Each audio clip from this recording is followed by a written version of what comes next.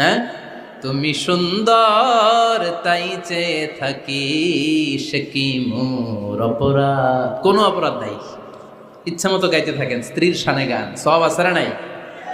তবে শুধু স্ত্রীকে শোনানো যাবে, ভাবিরে শোনানো যাবে, শালীরে শোনানো যাবে, পাশের বাড়ির কাউরে শোনানো যাবে?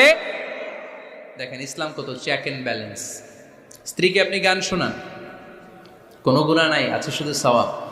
সারাদিন এই মহিলাটা ফজরের পর থেকে উঠে ঘর গুছায়, মশারিগুলো খোলে, বিছানা পরিষ্কার করে, বাচ্চাদেরকে ক্লিন করে, স্কুলের টিফিন রেডি করে দেয়, বাচ্চাদেরকে স্কুলে যেতে দেয়, আপনার জন্য খাবার রেডি করে, কাপড় ধোয়, ঘরের সবাইকে দেখভাল করে। একদিনও আপনি তার অ্যাপ্রিসিয়েশন করলেন না। এরকম ডাকাইত স্বামী আছে না নাই? বলবেন তুমি সুন্দরী, তুমি অনন্যা, তুমি সুস্নিগ্ধা, তুমি প্রিয়ঙ্গদা, তুমি সুহাসিনী, তুমি